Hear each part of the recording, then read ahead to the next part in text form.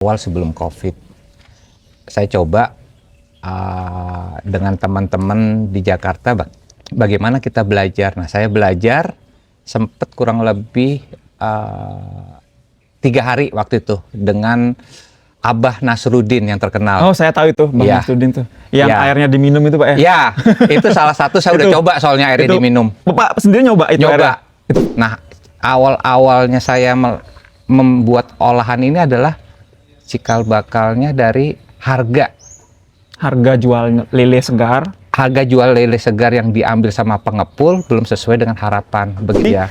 Lele ini memang luar biasa sekali Luar sih. biasa. Hanya saja di masyarakat image-nya yang terkadang ini juga ada dampaknya dari mungkin peternak-peternak ikan di luar sana yang kita tidak sebutkan namanya dan kita juga nggak tahu kebenaran dan tidaknya. Memang praktek peternakannya yang menggunakan pakan yang kurang standar lah seperti itu ya. Jadi teman di masyarakat nggak mau lele makanannya ini kan gitu, sering dipandang seperti itu. Saya mau test food, ini ada menu kan lele kan nggak suka ada ikan ada ini, coba deh ini salah satu masakan yang saya mau jadi rice bowl ini gitu loh. Saya coba ke mereka begitu coba enak kok, enak. Oh iya, terus baru sampai kemarin yang ngomong nggak suka lele siapa ya kali itu.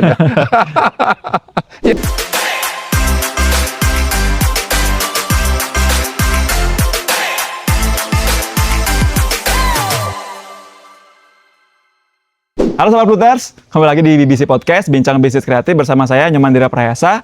Dan kali ini kita bersama dengan salah satu UMKM dari Kabupaten Buleleng, di mana spesial sekali karena beliau ini berkecimpung di usaha peternakan ikan, dan tidak hanya peternakan ikan, tapi juga prosesnya dari hulu sampai ke hilir, yaitu dengan Bapak Sute. Iya. Gimana kabarnya Pak? Kabar baik Pak Dira. Oke, baik.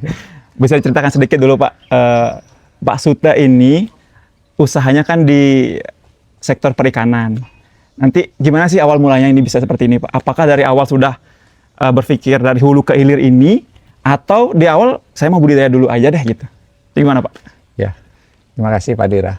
Jadi awal mula saya memulai budidaya itu adalah saya itu dulu pekerja proyek bangun villa dan hotel di Denpasar.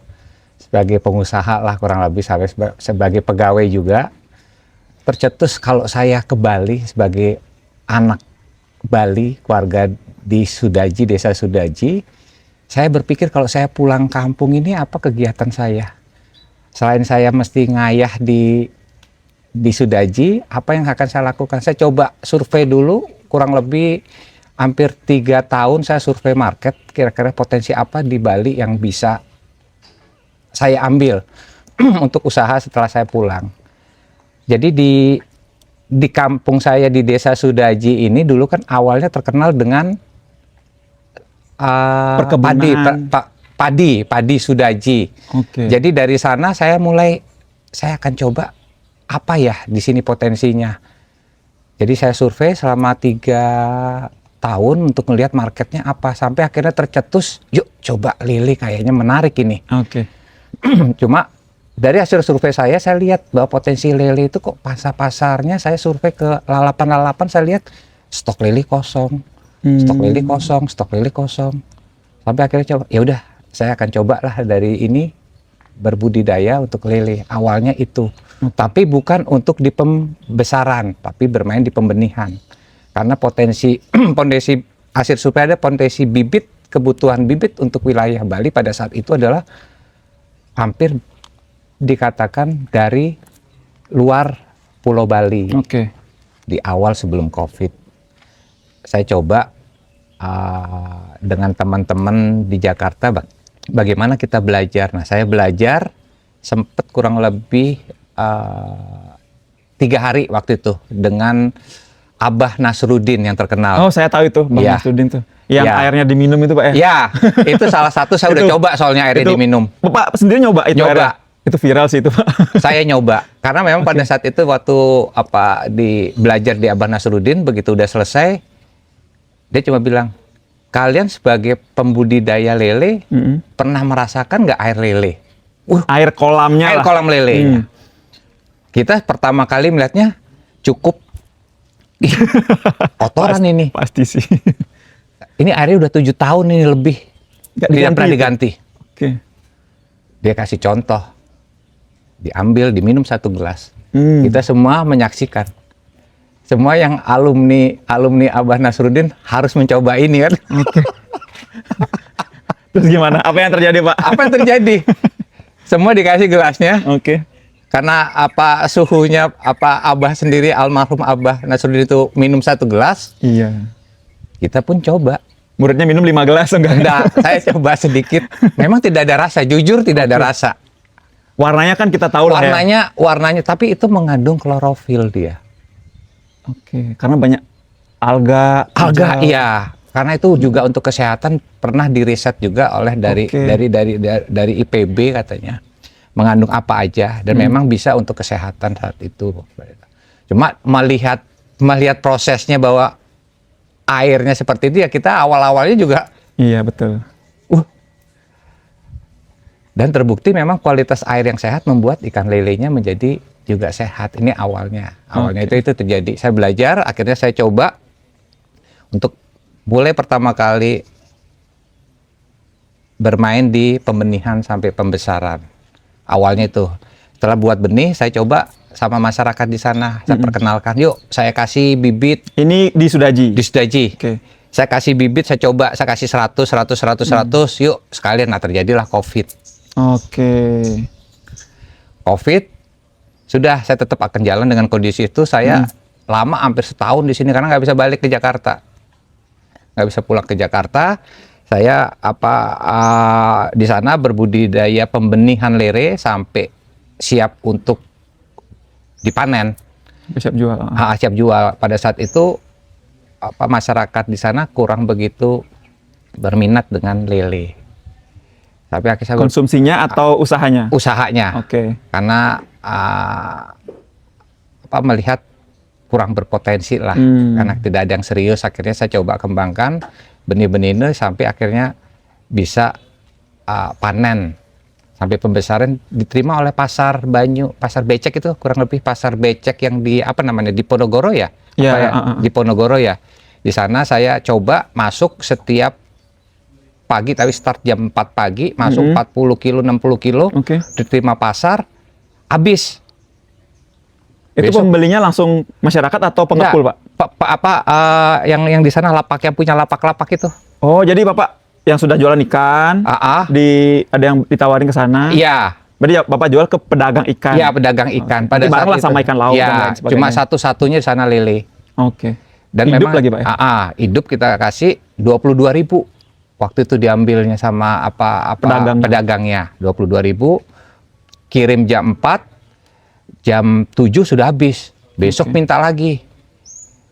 Naik 60 kilo. Oke. Habis juga.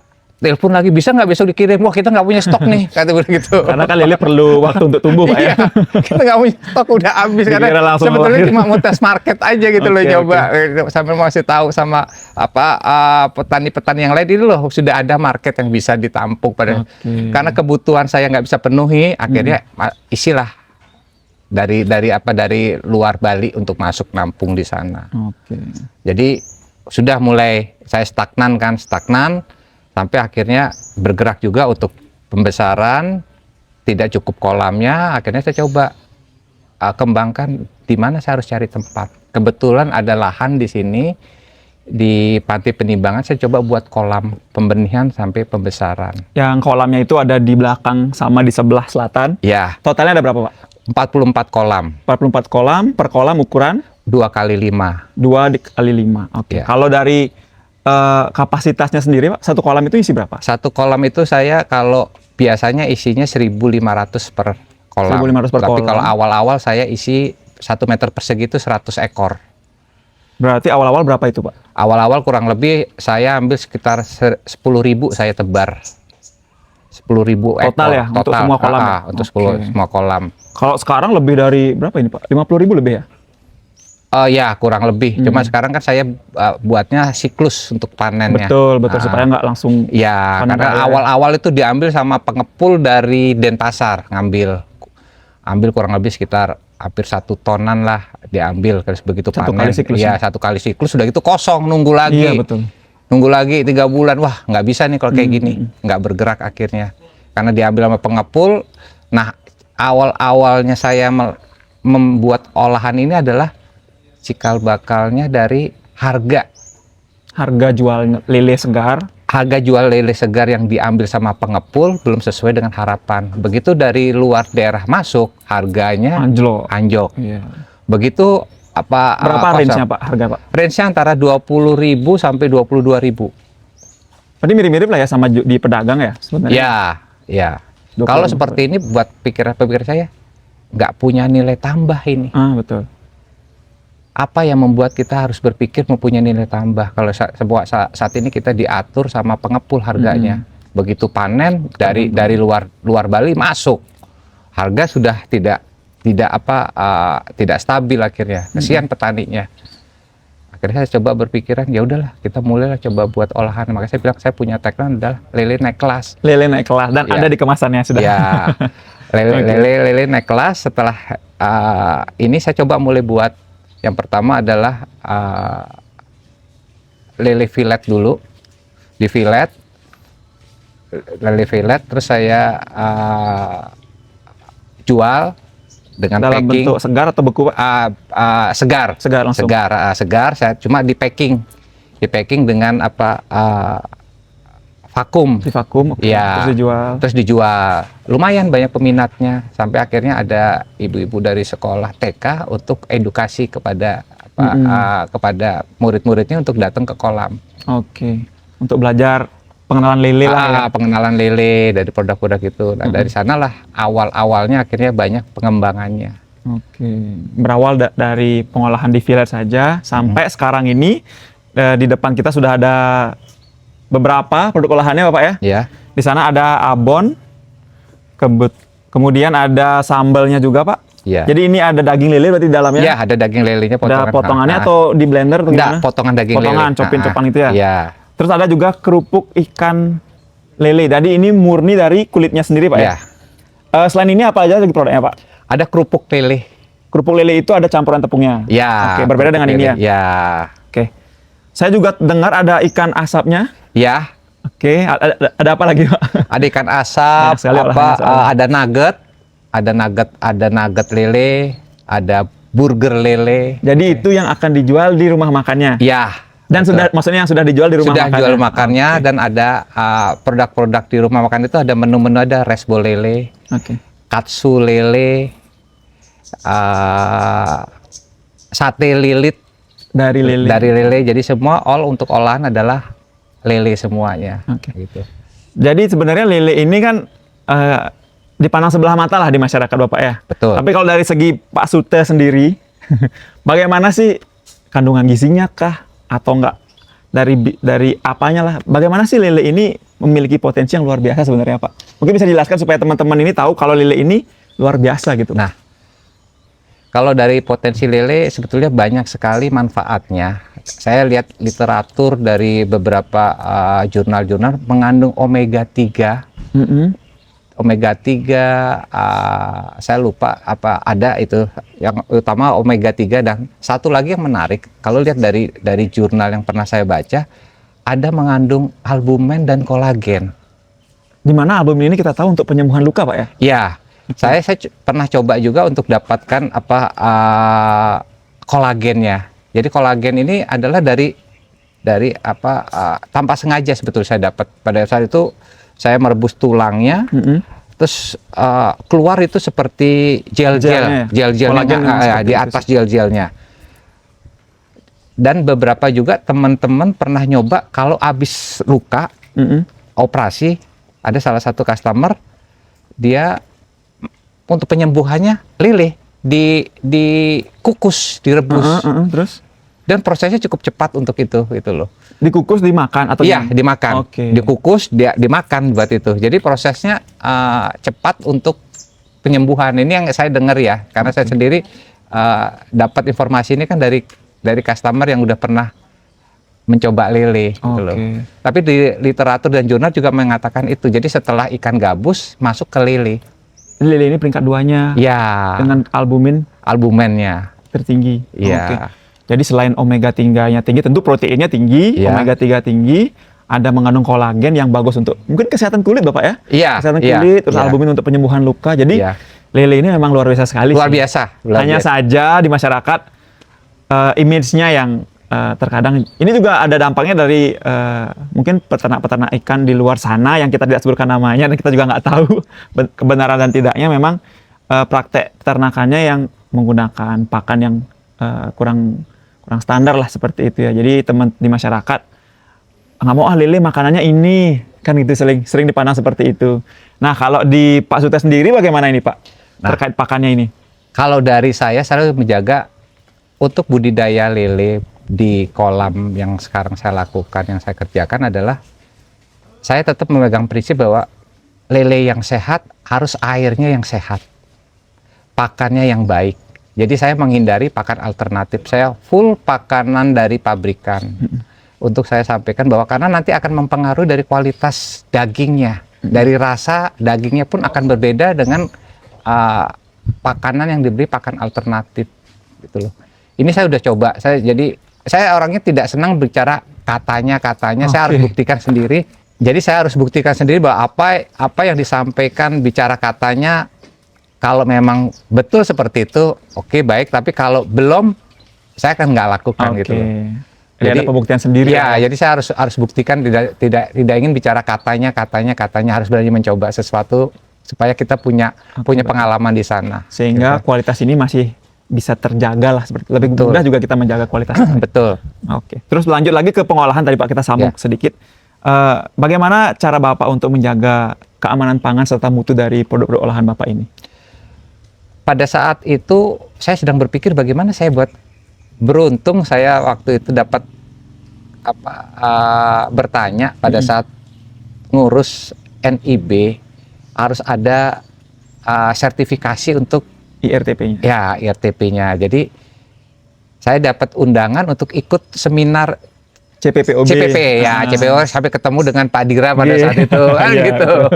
Disitulah awalnya saya akan banyak diskusi ya. Terima kasih untuk Flut sudah banyak mendukung kita UMKM ini lagi mau coba merintis gitu loh. Siap, Pak. Dukungannya terima kasih banyak sampai saat ini akhirnya banyak produk-produk olahan yang sudah siap saya Dan lanjut lagi setelah diproduksi itu kita kan juga ada kerjasama dengan beberapa toserba, toko seperti KSA, ada Bunga Pertiwi. Jadi ini bisa kita jual nanti ke sana Bapak. terima kasih. Oke, nanti kita akan lanjut lengkapi dulu beberapa persyaratan yang kurang. Nanti kita akan langsung business matching ke sana. Nanti dari sana akan sepertinya masuk sih karena unik produknya Pak, belum ada sama sekali di toko-toko yang sudah saya temui. Nah, balik lagi ke waktu penyuluhan itu kan di sana kita belajar lah bagaimana cara mengkontrol cemaran fisik, kimia, biologis. Jadi dari sana mungkin Bapak dipraktekkanlah di tempat usahanya seperti itu Pak ya. Betul ya, apalagi kualitas limbah air karena kolam ini kan berada di lingkungan perumahan. Betul. Jadi saya sampaikan kepada teman-teman yang ikut membantu di sini untuk tolong perhatikan kualitas air. Kalau airnya sehat, tidak ada aroma yang mengganggu, pasti ikannya juga akan sehat. Perhatikan juga dari gas amoniaknya. Jadi tolong juga menjaga lingkungan diperhatikan. Akhirnya kita coba untuk menjaga kualitas air sampai pada saatnya berhasil untuk buat aquaponik. Jadi air kolam lele ini kita kembangkan jadi aquaponik. Oke. Jadi pupuk. Maka tanaman-tanaman ini salah satu kita coba bawa jadi pupuk, pohon, bunga semuanya akhirnya ya seperti inilah. Pak Dira bisa lihat kan gitu. Saya juga dapat bisikan tadi sudah mulai prototipe aquaponik dengan bibit kangkung Bapak ya? Ya, kangkung. Oke. Kita buat prototipe bibit kangkung, kita udah coba beberapa, mungkin setelah ini akan coba kita kembangkan kangkung karena lumayan cukup banyak peminatnya di kangkung ini. Betul. Kangkung ini kalau diapain enak ya Pak ya? Di apa aja Apain enak aja gitu. Dan ini kalau bisa diintegrasikan, jadi perikanan dan perkebunan jadi aquaponik. Ya, Ini juga bagus untuk ketahanan pangan di rumah tangga Bapak ya? betul. Jadi bisa dikerjasamakan, mungkin ngambil bibitnya di sini, jadi ngambil pakan mungkin bisa sepaket gitu ya, Ya. langsung bibit tanaman, mungkin bisa sekarang disediakan untuk tempat pot-pot Pot-potnya. kecilnya. Sudah ada yang sempat berbudidaya pakai kolam damber Oke. untuk apa? Oh, budik damber itu Ya, yang viral itu, oke. Ya, pakai. Nah, kita ada prototipe, makanya kita buat seperti itu prototipenya. Oke. Ya. Jadi di budidaya dalam ember itu Pak ya? Ya. Jadi ada ikannya, di atasnya ada pot-pot dari gelas plastik itu Pak? Ya. Oke. Bisa juga nanti dibuat pakai kontainer yang dimasukin di lubang-lubangin. Oke. Kontainer lebih kotak kan, lebih bisa betul, betul. ditaruh di atasnya, di lubang-lubangin. Jadi lebih irit tempat lah ya. Iya, Kalau bulat banyak. kadang Iya, bulat oke, ya. oke, oke. Itu kita udah pernah coba buat juga, ada beberapa yang sudah punya prototipe untuk Dan apa? ini untuk masyarakat umum lah ya, bukan Ya. bisa rumahan. di rumah dengan lahan yang kecil Pak ya. Ya, Mungkin bisa isi lelenya berapa ekor itu Pak? kurang lebih isi ya 25 ekor 25 lah. ekor, mungkin punya 4 sampai 6 kolam, Bisa per minggu bisa panen, mungkin per bulan lah ya. 2 bulan. 2 bulan ya. ya. Berarti 2 bulan pertama panen, kalau disikluskan gitu kan, bisa diambil per 2 minggu panen lagi. Bisa. Panen lagi. seperti Iya. itu. Tapi pakai bibitnya yang agak gedean lah ya, Pak Iya. ya, supaya lebih cepat panennya ya. Jadi salah satu keberhasilan budidaya lele adalah dari kualitas bibit. Betul. Banyak petani-petani lele yang jarang memperhatikan kualitas bibit, Pak Dira. Jadi saya pernah beberapa datang ke petani, saya tanya sama petani, Pak, pakai bibit apa jenisnya? Betul, ada bilang sangkuriang, ada sampaikan juga mutiara dan lain-lain lah. Jadi saya sampaikan ke petani rata-rata panennya berapa lama untuk dari ukuran 5-6 kurang lebih 3 bulan sampai 4 bulan. Kok lama ya? Kalau lama pasti akan pakan alternatif. Setelah itu saya coba sampaikan, Pak, Bapak boleh coba pakai bibit kami. Kalau Bapak ikutin program kami, 2 bulan setengah Pak udah bisa panen. Tapi jangan dikasih pakan alternatif Pak, pakannya full pellet. 2 bulan setengah ukuran 4-5-6. Dan itu terbukti. Maksudnya 4 cm sampai 6 cm. Bibitnya di awal tebar, 2,5 bulan sudah mulai panen. 2,5 bulan udah mulai panen. Panen kurang lebih sekitar 40%-an lah kalau kita sisanya nanti dibesarkan. Besarkan ya, perlu waktu kurang. Maksimum 3 bulan sudah 3 habis. Harus. Kalau nggak gitu pakannya kedodoran Pak. Ya, kan kita ambil FCR-nya 1:1 paling tidak kan gitu. Food carrier rasionya. Jadi kurang lebih ini yang saya sampaikan kepada mitra-mitra petani yang ngambil bibit di tempat kami. Oke. Ya. Jadi kita ngomongin masalah di hulunya, di peternakan ikannya ini memang banyak sekali hal-hal yang harus diperhatikan Bapak ya. Belum lagi Bapak melakukan pengolahan, Bapak punya berbagai macam produk ini nih. Belum lagi Bapak harus punya rumah makan, operasional seperti apa. Nah, strateginya untuk pengembangan, mungkin strategi pemasaran dulu deh. Strategi pemasaran dari Bapak sendiri, apa yang Bapak lakukan nih Pak, supaya produknya eksis nih? Saya pertama saya memperkenalkan produk-produk ini lewat media sosial. Oke, lewat digital. Iya, lewat digital. Kebetulan ada teman yang memperkenalkan di medsosnya, ada yang bermain di media sosial, Telegram ya, Telegram lah. Oke. Ada yang dari YouTuber sampai ke terakhir itu Info Singaraja juga kita pernah pernah coba untuk ke sana. Ya, ada YouTuber dari beberapa YouTuber juga sudah kita coba dari sana. Animonya cukup positif lah dengan produk-produk Abon Lele ini, kira-kira. Memang tidak dipungkiri digital ini Pak ya. Iya. Cepat sekali informasi masuk, cepat juga redup gitu kan. Jadi memang harus tetap dipertahankan. Dan kemarin juga sempat ikut di Pluit sendiri, kita ada laporan keuangan dan penggunaan AI untuk pemasaran. Di sana kan diajarkan juga kita buat konten-konten sederhana. Jadi bisa diaplikasikan lah untuk buat konten sehari-hari, bisa pakai AI, bisa pakai kegiatan yang aktivitas pemanenan, nanti bisa seperti itu supaya perharinya tetap aktif seperti itu Pak ya. Nah untuk setelah produk olahan ini kan juga ada rumah makannya. Kalau untuk rumah makannya sendiri, menu apa yang paling laris di sana Pak? Olahan ikannya Pak? Saat ini kita coba sesuatu menu makanan yang agak unik ya. Agak unik. Jadi saya buat ada beberapa yang cukup difavorit adalah lele rice ball lele, lele katsu, lele terbang. Ini ya, lele terbang ini cukup favorit juga karena peminatnya banyak. dan sambelnya cukup jos soalnya. Oke, pecinta sambal harus nyoba. Pecinta sambal coba kan Oke. coba warung Uma Lele kan gitu. Alamatnya di mana Pak, warung Malele Pak? Jalan Ngurah Rai 51. Jalan Ngurah Rai nomor 51 dan dibuka mulai pukul, Saat ini kita buka pukul 3 sampai pukul 10 malam. berarti melayani dari jam 3 sampai jam 10 malam. Ya, nanti ada tidak tutup kemungkinan kita dari pagi. Sudah banyak permintaannya Pak. Kenapa Oke, enggak betul. buka pagi kan Terutama gitu. jam makan siang. Ya, sudah banyak Jam yang 12 lah minta ya, Pak, untuk ya. buka. Pak, enggak coba buka pagi ya, nanti kita coba pertimbangkan untuk itu kan itu. Jadi menu yang paling laris itu adalah rice ball-nya. Rice ball. Kenapa paling laris Pak? Apakah bentuknya sudah nggak lele lagi? Oh iya, bentuknya nggak lele. Ada satu yang agak unik. Ada pencinta lele. Agak menarik ini. Saya bilang, saya ini penikmat lele. Cuma begitu sudah menjadi rice ball makanan ini, saya kok nggak bisa nikmatin lelenya ya. Tapi ini enak banget kata dia. Oke. Jadi nikmat di level yang berbeda gitu ya. Iya, dia mah Pak, kalau Bapak mau coba betul-betul pure lele ya, lele Menunya terbangnya ya, lele terbangnya kan Oke. gitu. Jadi kita harus tahu apa yang diinginkan oleh konsumen Iya. dan dikhususkan berarti untuk rice ball ini untuk yang baru awal-awal udah antipati dengan lele, coba rice ball-nya dulu, dapat enaknya, baru ke level yang Ya betul. Gitu ya, Pak, Jadi ya? ini menarik juga pada saat saya mulai memperkenalkan lele, saya test food dulu nih ke masyarakat, ke teman, ke saudara yang tidak antipati dengan lele.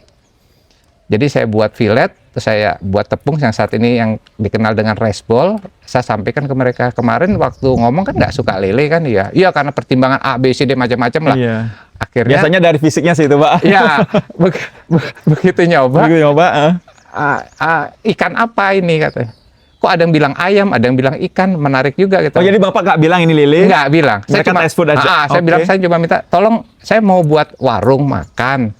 Saya mau test food, ini ada menu. Kan lele kan nggak suka, ada ikan, ada ini. Coba deh ini salah satu masakan yang saya mau jadi rice ball ini gitu loh. Saya coba ke mereka. Mereka begitu coba, enak kok, enak. Oh iya, terus baru udah sampai kemarin yang ngomong nggak suka lele siapa ya kali itu. Jadi menarik bilang, wah masa Ya, ini kamu lele? makan ini lele Iya, gitu makan ya. ini lele. Saya bilang, ini lele yang kita rubah bentuknya jadi rice ball dengan sambal matahnya itu. Oh iya, masa sih? Iya, inilah lele kan gitu. Jadi mereka bilang nggak suka, padahal belum nyoba. Iya, gitu. akhirnya cukup seneng juga gitu lah. Akhirnya, oh ya kalau gitu, kalau lele yang punya kualitas yang baik ya di Uma Lele aja makannya. Dia bilang gitu. Lele naik kelas. Lele naik dengan tagline-nya lele naik Oke. kelas kan. Jadi gitu. mereka sampai sekarang tetap Iya. coba terus. Ya, Oke. justru banyak kasih masukan, coba dibuat ini, coba Oke. dibuat ini kan gitu dari banyak Selain pelanggan. selain rasanya yang enak kan juga gizinya juga luar biasa Pak ya. Betul gitu loh. Oke. Mungkin sebagai closing statement apa yang mau disampaikan ke teman-teman yang nonton nih Pak? Ya, untuk teman-teman yang ingin mulai untuk berusaha adalah kita fokus dulu kepada apa yang akan kita ambil. Seperti yang kalau banyak mimpi tapi kita tidak action, akhirnya akan menjadi mimpi. Jadi pada saat itu mimpi kita laksanakan dan kita lakukan, akan menjadi hasil yang sebetulnya bisa kita peroleh dari apa yang kita harapkan. Betul. Kira-kira seperti itu pandangan saya buat pengusaha yang mulai, yuk action. Jangan cuma jadi mimpi. Kita action dan kita action. Banyak akan perubahan. Dan jangan lupa untuk teman-teman mampir ke Uma Lele, cobain menu-menu yang spesial yang sebetulnya tidak umum untuk kita nikmati bersama. Silakan kami tunggu kehadirannya di Uma Lele Singaraja. Terima kasih, salam sukses semuanya. Oke, siap. Gitu. Terima kasih Pak Sute atas waktunya. Terima kasih, terima kasih. Dan mungkin banyak sekali yang kita sudah belajar di sini bersama Pak Sute, mulai dari hulu ke hilir untuk produksi lele ini, mulai dari pembibitan dulu, terus melebar ke budidayanya, terus setelah panen, oh ternyata ada tantangan juga nih, ternyata lele dari luar ketika masuk ke Bali harganya anjlok, tapi tidak menyerah di sana Bapak ya, tapi lele ini ternyata oh bisa difilet loh ternyata. Setelah difilet oh bisa diolah loh ternyata. Setelah diolah oh bisa buat rumah makan sendiri loh ternyata. Kita belajar banyak dari Pak Sute dan semoga Bapak Sute usahanya lancar terus, makin jaya dan mungkin itu saja podcast pada kesempatan kali ini dan sampai jumpa di BBC Podcast selanjutnya. Dadah. Makasih.